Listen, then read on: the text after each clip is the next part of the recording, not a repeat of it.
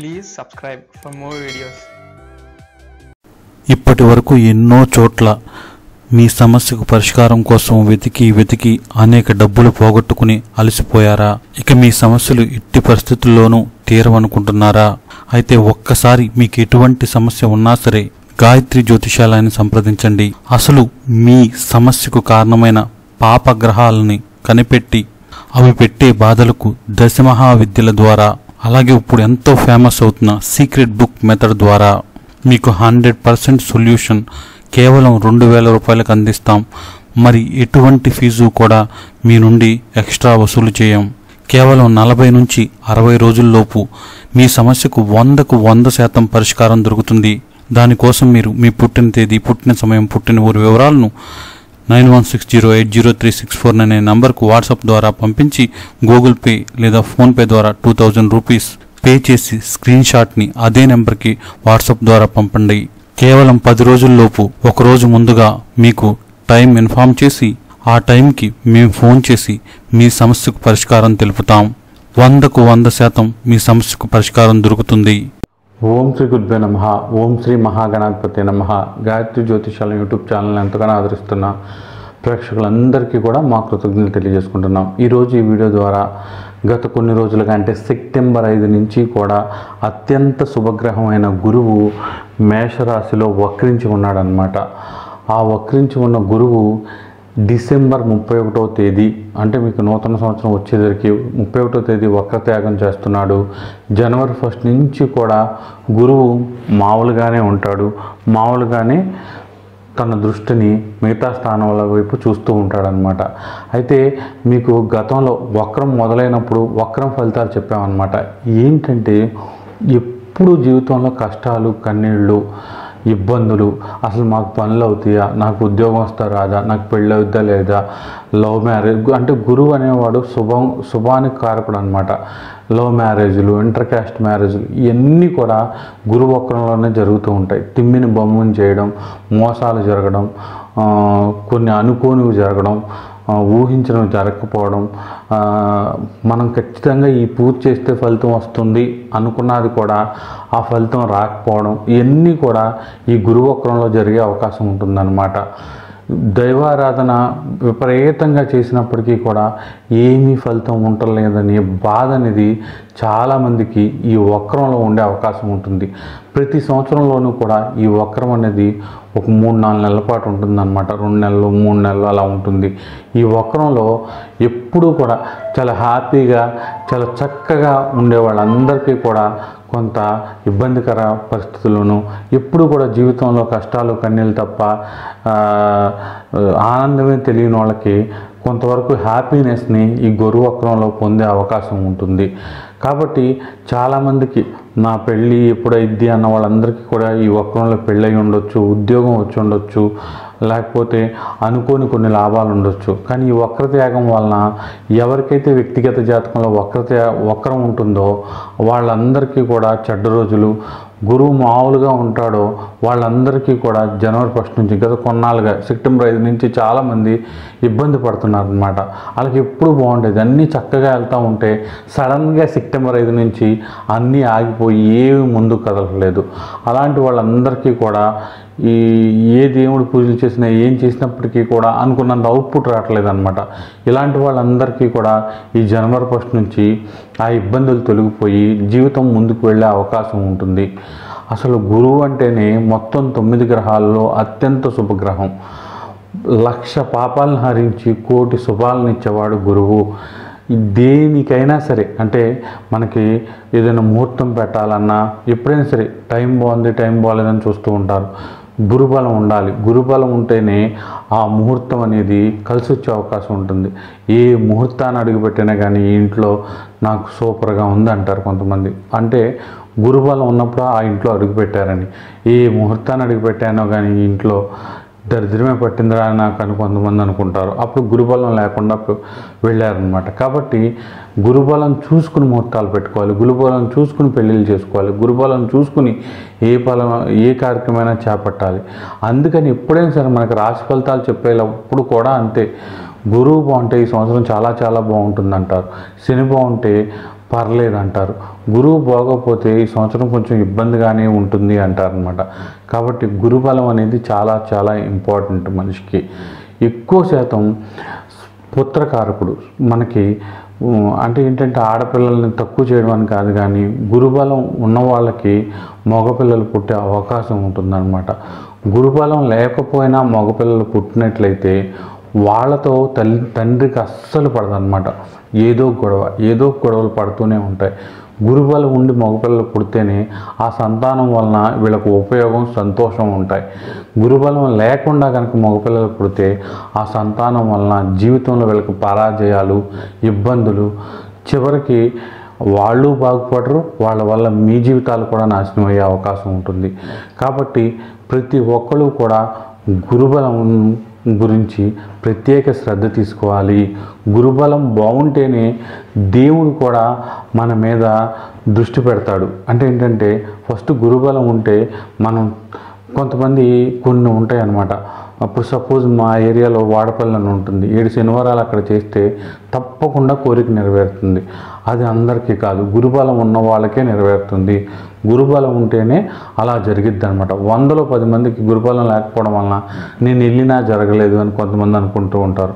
అలా చాలా చోట్ల చాలా ఉంటాయి. ఇక్కడికి వెళ్తే ఇది జరిగిద్ది, ఇక్కడికి వెళ్తే ఇలా జరిగిద్ది. మీకు జరగట్లేదు అంటే గురుబలం లేనట్టు. కాబట్టి గురుబలం అనేది అంత ఇంపార్టెంట్. అయితే ఇప్పుడు మనం ఈ వీడియో ద్వారా గురువు వక్రత్యాగం చేయబోతున్నాడు, అంటే నార్మల్గా మారబోతున్నాడు. కాబట్టి ఎవరి జాతకాల్లో అయితే గురువు నార్మల్గా ఉంటాడో, లేకపోతే గురుమహాదశ నడుస్తుందో, మీ రాశిని బట్టి మీకు 2024లో గురుబలం ఎలా ఉండబోతుంది అనే విషయాన్ని ఈ వీడియో ద్వారా తెలుసుకుందాం. ఇక వృషభ రాశి వారి విషయానికి వస్తే 12వ స్థానంలో గురు సంచారం జరుగుతుంది.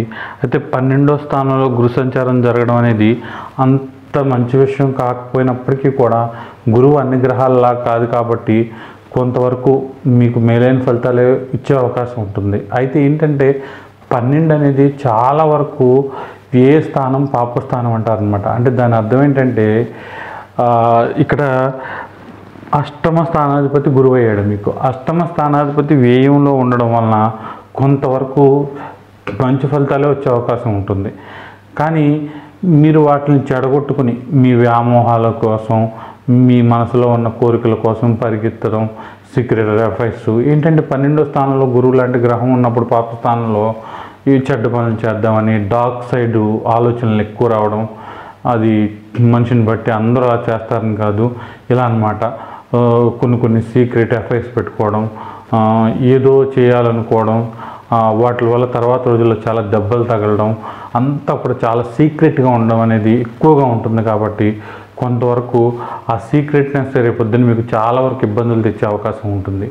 అలా కాకుండా మీరు మామూలుగా మీ పనులన్నీ చక్కగా చేసుకుంటూ ముందుకు వెళ్ళడం, వ్యాపారాలైనా, ఉద్యోగాలైనా, బిజినెస్లైనా వాటిలో మనం ఇంకా ఎలా డెవలప్ అవ్వాలి, ఎలా మనం గెయిన్ చేయాలి అన్న చక్కటి ఆలోచనలు తెలితే అష్టమాధిపతి వ్యయంలో ఉండడం వలన కలిగే లాభాలు చక్కగా వచ్చే అవకాశం ఉంటుంది. ముఖ్యంగా ఖర్చులు తగ్గించుకుంటే చాలా మంచిది. కొంతవరకు ఖర్చులను కంట్రోల్ చేసుకుంటూ ఉండడం వలన ఫైనాన్షియల్గా ఇబ్బందులు ఉండవు. అప్పులు చేయకుండా ఉండడం మంచిది. 12లో గురువు ఉన్నప్పుడు కాస్త అప్పులు చేసే అవకాశం ఉండడం, అది వాళ్ళు అడగకపోయినా మీకు ఏంటంటే అప్పు ఉంది, దానివల్ల నిద్ర పట్టదు, మనోవ్యధ, ఏదో ఆలోచనలు పిచ్చిగా ఉండడం జరుగుతూ ఉంటుంది. అయితే ఏది ప్రాణం మీదకి రాకపోయినా మీ ఆలోచనలే మీకు ఇబ్బంది పెట్టే అవకాశం ఉంటుందన్నమాట.